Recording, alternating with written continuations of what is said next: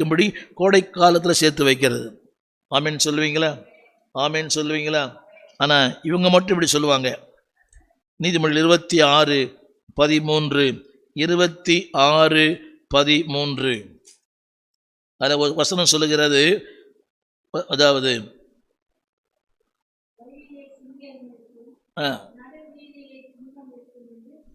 12 தன் பார்வைக்கு ஞானியாயிருக்கிறவன். என்னங்க? ஹலோ, நான் ஞானி என்பதை ஆண்டவர் சொல்லணும். என் பார்வைக்கு நான் ஞானமாக தான். சில பேர் பாருங்கன்னா ஞானமாக பேசுகிறாங்கல்ல, ஏண்டா வரல, எனக்கு என்ன, உங்களுக்கு என்ன தெரியும் என் பிரச்சனை, ஏண்டா லேட்டாக வரல, ஏதோ ஒரு காரணம் சொல்கிறான். ஏண்டா 2 கல்யாணம் பண்ணேன், அவன் சொல்கிறேன் என் பிரச்சனை உனக்கு என்ன தெரியும், அவன் பிரச்சனை தெரியல 2 கல்யாணம் பண்ணிக்கினானா. ஏதாவது அது பேசுறது எப்படி தான், பார்வைக்கு ரொம்ப ஞானி. என்னடா எப்படிலாம் வரையே, பட்டன் போடாமல் வர, கம்மல் போட்டுன்னு வர, தலை விரிச்சுன்னு வர, அவனுங்க இப்படி இப்படி இருந்தால் தான் நான் செய்கிற தொழிலுக்கு மதிப்புன்றான். ஆனால் போட்டிருக்குது, அவனை பார்க்கிலும் மூடனை அதிகமாக நம்பலாம்.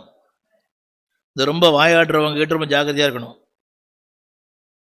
புரியவே இல்லை என்னங்க? அவங்கள விட இந்த உம்முனுங்கிறாங்களே அவனை ரொம்ப நம்பலாம். அப்படிதான் சொல்லுது. அவளை குறித்து என்ன மாதிரி பேசுதுங்க அந்த அம்மா, பட்பட்டுன்னு பேசுது. இந்த பட்பட்டுலாம் வேண்டாம். ஞானம் உள்ளவங்க ரொம்ப பேச மாட்டாங்க, தெரியுமா உங்களுக்கு? காமராஜர் அவர்கள், தமிழகத்து முதல்வர், அவர் கேட்டாங்களாம், நீ ஏங்க ரொம்ப பேசவே மாட்டீங்க, இப்போ அமைதியாக இருக்கிறீங்கன்னு. அவர் முதல்வராக இருந்த நேரத்தில் அவர் சொன்னாரா, நான் விருதுநகரில் ஒரு கிறிஸ்தவ பள்ளியில் படித்தேன்.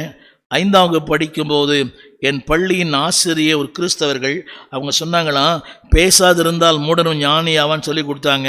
அதை நான் இன்ன வரைக்கும் ஃபாலோ பண்ணுறேன்னு சொன்னாராம். படிக்காத மேதை இல்லை அவர் தான் இந்த கல்வி கண் திறந்தவர். அவர் தான் இந்த இலவச பாடத்திட்டத்தை சத்துணவுல கொண்டு வந்தவர் அவர் தான். அப்போ யோசித்து பாருங்க, அன்னைக்கு அந்த ஆசிரியை சொன்ன வார்த்தை அவருடைய உள்ளத்தில் அப்படியே பதிஞ்சுது.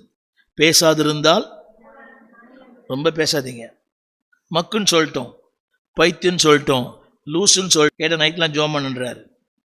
அடுத்தபடி 15ஆம் வசனம், சோம்பேறி தன் கையை களத்தில் வைத்து தன் வாய்க்கு திரும்ப எடுக்க வருத்தப்படுகிறான். ரொம்ப கொடுமை இல்லை? சாப்பாட்டை தட்டில் வச்சிட்டாரான், ஆனால் வாய்க்கு கை போக மாட்டேன்தான். என்னது அந்த அளவுக்கு அவருக்கு ரொம்ப